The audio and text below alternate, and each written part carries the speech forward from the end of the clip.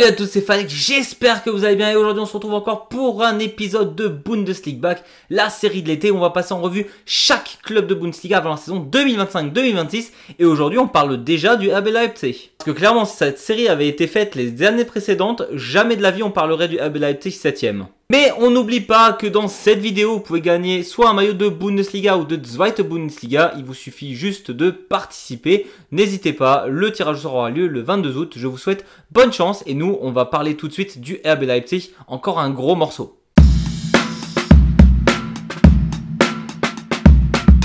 Après le VfB Stuttgart, on trouve le deuxième club de Bundesliga à avoir joué en Ligue des Champions, à être allé assez loin en Coupe d'Allemagne et évidemment à avoir joué la Bundesliga. Donc autant dire qu'il y a pas mal de choses à raconter. Mais on va dire que la Ligue des Champions, ça va être assez rapide vu que le RB Leipzig, c'est peut-être la plus grosse honte de la dernière Ligue des Champions.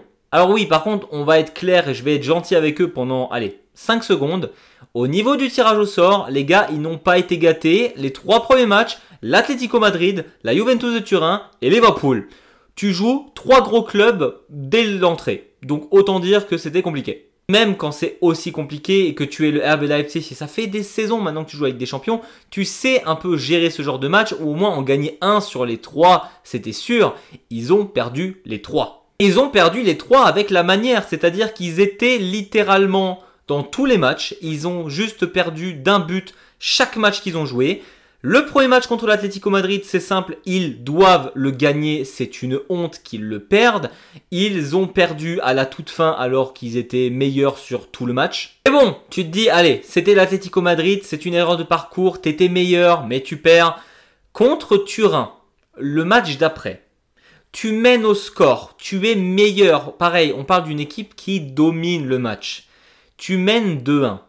Turin se prend un carton rouge, c'est-à-dire que tu mènes 2-1, tu es à 11 contre 10, tu perds le match 3-2. C'est une honte absolue, tu as eu des occasions, tu pouvais même déjà mener de 4-1 alors qu'ils étaient à 11 contre 11 et tu perds ce match 3-2. C'était une honte absolue. C'est-à-dire que les 2 premiers matchs, Leipzig les perd, ils doivent les gagner, c'est même pas ils peuvent, c'est ils devaient le gagner, surtout le deuxième.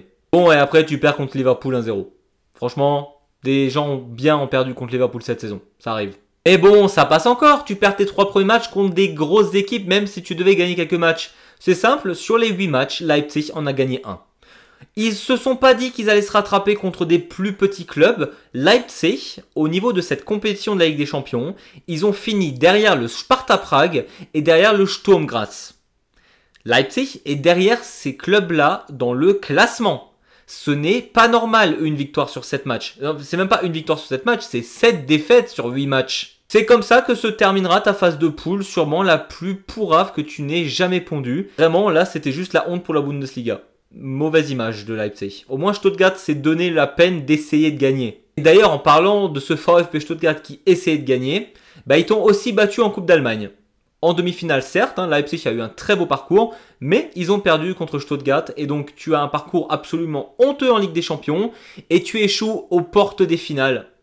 C'est ballot. Là, on arrive en Bundesliga, c'est vraiment là où Leipzig est le meilleur depuis des années. Parce que oui, juste, je remets en contexte, Leipzig 7ème, vous vous rendez pas compte à quel point c'est une honte en fait. Depuis 2016 qu'ils sont montés en Bundesliga, ils ne sont jamais arrivés aussi bas. On parlerait d'un Werder Bremen qui termine 7ème. Waouh, c'est génial. Leipzig, c'est la première fois qu'ils sont aussi mauvais depuis qu'ils sont en Bundes. Leipzig, ça va faire 10 ans qu'ils sont en Bundes. Ils n'ont jamais été aussi nuls.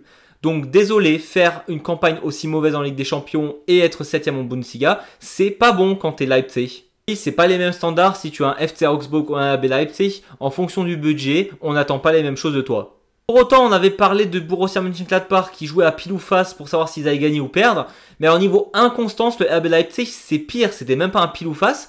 On ne sait même pas où se trouvait la pièce. Je rappelle que Leipzig est le club qui a arrêté la série d'invincibilité du Bayer Leverkusen, champion de l'année d'avant, qui n'avait pas perdu un seul match. C'est Leipzig qui arrête cette streak de Leverkusen en battant Leverkusen 3-2. C'est-à-dire que Leipzig était fort. 30 points à la maison, c'est plutôt pas mal. 21 points à l'extérieur, c'est plutôt fragile pour eux. Et même les attaquants et les stars de cette équipe, Openda il marquera 14 buts toutes compétitions confondues, Sesko en marquera 21, Xavi Simons était absolument partout. Mais là est le problème, Xavi Simons s'est blessé. Et le RB Leipzig avait un deuxième problème qui s'appelait Marco Rose, l'entraîneur. C'est simple, le RB Leipzig a perdu son leader technique, son leader sur le terrain qui était Xavi Simons. Et c'est à ce moment-là, normalement, où le coach, il va s'adapter et réussir à montrer le meilleur de son groupe.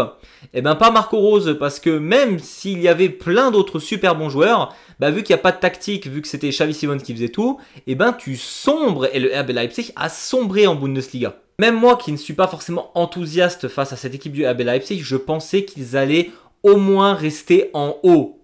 Ça n'a pas été le cas du tout. En plus de ça, la défense, qui était autrefois un point positif de cette équipe du RB Leipzig, je crois qu'elle est partie en vacances toute la saison. Vraiment, Gulacsi, sans lui, ça aurait été la cata. Et les défenseurs, ils n'étaient pas là. Et c'est enfin après 2/3 de la saison que la direction du RB Leipzig se dit « Tiens, Marco Rose, c'est peut-être pas le coach qu'il nous faut. » Et ils l'ont viré. C'est incroyable. Marco Rose a été viré du RB Leipzig.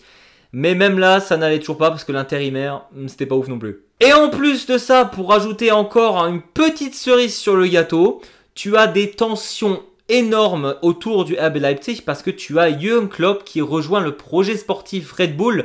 Parce que oui, le RB Leipzig, on rappelle que ça veut dire Rasenballsport. Il y a clairement Red Bull derrière, que ce soit eux, que ce soit Salzburg, que ce soit New York, c'est la même filiale. Jürgen Klopp, ancien coach légendaire du Borussia Dortmund et donc qui ramenait de vraies valeurs de coaching, qui n'étaient pas pour les Plastikvereine comme les appellent les Allemands, et il a rejoint ça et ça a créé des énormes tensions. Du coup, vraiment tout qui va bien à Leipzig. Et donc le RB Leipzig, pour finir cette saison absolument catastrophique pour eux, on le rappelle, ils ont signé Ole Werner et il va avoir beaucoup de taf.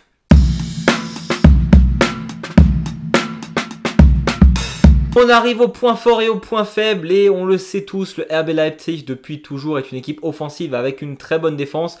Et cette saison encore en soi, l'offensif c'était très fort. Je l'ai dit tout à l'heure, Sesko, Openda ont été exceptionnels. Xavi Simons, quand il était présent, il était aussi très bon. Et on a quand même tout le monde qui participe à l'attaque. Je pense notamment à Poulsen par exemple qui est en fin de carrière entre guillemets avec Leipzig vu qu'il vient de partir à Hamburg pour 1 million. Qui rentre sur le terrain, qui crucifie le Bayern 3-3 à la fin de match. Ça permet pas à Munich d'être champion directement. Enfin bref, on a quand même une équipe qui sait attaquer mais qui aura quand même été globalement en manque d'efficacité. Une équipe aussi très forte au niveau de la domination balle au pied, ça ne veut pas forcément dire qu'ils vont récupérer énormément de ballons parce que ce n'est pas le cas du RB Leipzig. Par contre, lorsqu'ils ont la balle, c'est très dur de leur enlever la balle des pieds. Après, faut-il encore marquer, ça c'est notre histoire. Après, il faut encore trouver des occasions. En tout cas, le fait d'avoir la balle au pied, ça te permet d'avoir moins de possession pour l'adversaire, donc moins de danger, et donc tu te prends techniquement moins de buts. Et pour finir, c'est un peu comme le VfB Stuttgart, l'équipe est globalement hyper jeune de ce RB Leipzig. Il y a encore vraiment de quoi faire et surtout, ils ont tous les postes doublés. On va voir ça dans la prochaine section du joueur à suivre. Mais pour le coup, Ole Werner qui voulait de la profondeur, c'est vraiment avec Leipzig qu'il aura le plus de profondeur qu'il puisse avoir. Même Munich n'a pas ça. Mais je pense sincèrement que c'est un coach qui est capable de tirer le meilleur et le plus gros potentiel de ses joueurs. Assez confiant pour la dynamique de groupe et d'effectifs qu'il va créer l'année prochaine. Pour revenir sur le groupe qui était ultra profond, c'est le cas. Par contre, il y a quand même quelques tensions en interne. Encore une fois, on a Xavi Simons apparemment qui fait sa diva, qui avait donc signé officiellement avec Leipzig pour 1 an. Leipzig avait déboursé 80 millions au PSG, mais c'était, je crois, qu'un contrat de 1 ou 2 ans et Xavi Simons voudrait déjà éventuellement partir de Leipzig, mais Leipzig n'est pas forcément chaud et je peux comprendre que Ole Werner veuille garder ce joueur avec lui. Lui veut repartir au Barça d'après ce que j'ai compris, donc on verra s'il est encore là l'année prochaine. En plus de ça, ton meilleur score de l'année dernière, Sesko, qui était vu du côté d'Arsenal pendant très longtemps, finalement Arsenal a cherché Gyökeres, donc ils n'ont plus besoin de buteurs, même si Gyökeres, d'après ce que je vois actuellement dans les matchs amicaux, il y est absolument pas. En tout cas, Sesko est prévu maintenant soit à Newcastle en fonction de ce qu'ils vont faire avec Isaac, soit à Manchester United. Ce que je ne lui souhaite pas, parce que Manchester, ils ont tendance à flinguer des carrières depuis quelques temps. Et donc, si tu as ta star qui boude et ton meilleur buteur qui part, tu vas devoir mettre un petit temps d'adaptation pour que tout ça se mette à marcher correctement. Le placement du RB Leipzig semble quand même aussi plutôt catastrophique. C'est le deuxième club de Bundes à prendre le plus de buts sur coup de pied arrêté. C'est-à-dire que d'habitude, on va dire waouh, ce club est très fort sur coup de pied arrêté et il faut qu'il continue comme ça. Et ben Leipzig aide ces clubs à être forts vu qu'ils prennent des valises de buts sur ce genre de situation. Et désolé, mais dans le football, le placement sur coup de pied arrêté, pour moi, c'est un peu la base. Donc va falloir reprendre ça quand même. Et la question que je me pose aussi dans les fragilités, c'est en fonction du départ de Xavi Simons. Admettons, ce joueur part la saison prochaine. Je sais qu'on a eu énormément de très bons numéros 10 au sein du RB Leipzig, que ce soit Szoboszlai qui était parti à Liverpool, on a Nkunku qui est parti à Chelsea, on a Olmo qui est parti au Barça. Donc voilà, on a plein de très bons joueurs qui se sont développés. Et ça ne m'étonnerait pas qu'au vu de l'effectif absolument ahurissant du RB Leipzig, on ait un futur très bon numéro 10. Par contre, ça va quand même mettre du temps à se mettre en place. Et est-ce qu'on a vraiment actuellement le joueur de talent pour remplacer Xavi Simons? Je suis pas sûr.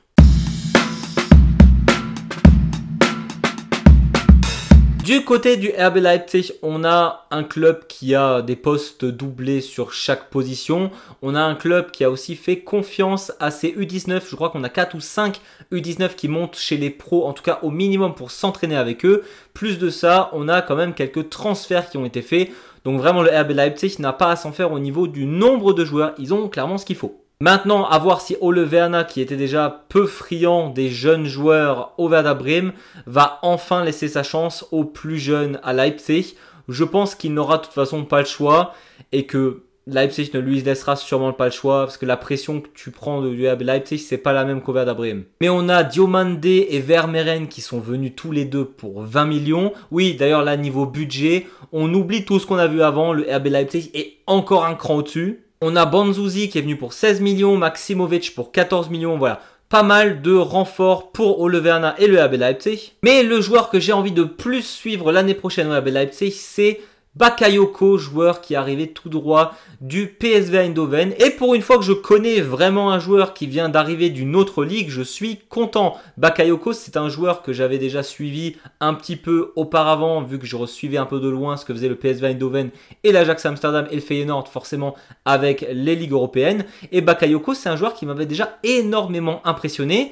Et même cette année, au début de saison, je me suis presque demandé s'il ne pouvait pas remplacer Sané au Bayern, tellement je le trouvais impressionnant ce jeune joueur. Surtout que tu aurais eu un jeune joueur pour le moindre coût par rapport à un Luis Diaz qui coûte 75 millions. Mais finalement, il y a quand même deux clubs de Bundesliga qui se sont intéressés à lui, le Bayer Leverkusen et le RB Leipzig. Et là où tout le monde pensait qu'il allait signer avec Leverkusen, c'est à la dernière minute qu'il a choisi le RB Leipzig. Et franchement, oui. C'est un ailier qui pour moi a tout simplement toutes les qualités pour devenir un grand de la Bundesliga. Il est rapide, il est très fort sur les dribbles, il a une bonne vision de jeu, des bonnes passes. Il a encore quelques difficultés face au but ou les 1v1, c'est pas toujours ça. C'est pour ça qu'il me rappelait un peu Sané d'ailleurs. Mais pour le coup, lui, il a 22 ans, il a encore tout à apprendre. Franchement, j'ai énormément confiance en ce joueur et c'est peut-être un des joueurs que j'ai le plus hâte de suivre l'année prochaine.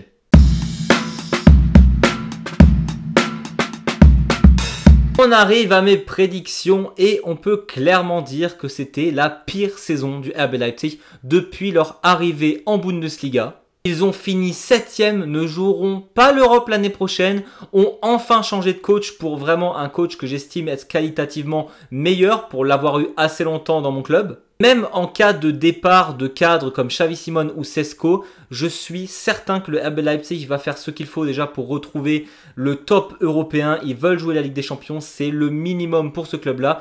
Et c'est pour cela que moi je les place 4e l'année prochaine. Je pense qu'ils vont remonter au classement.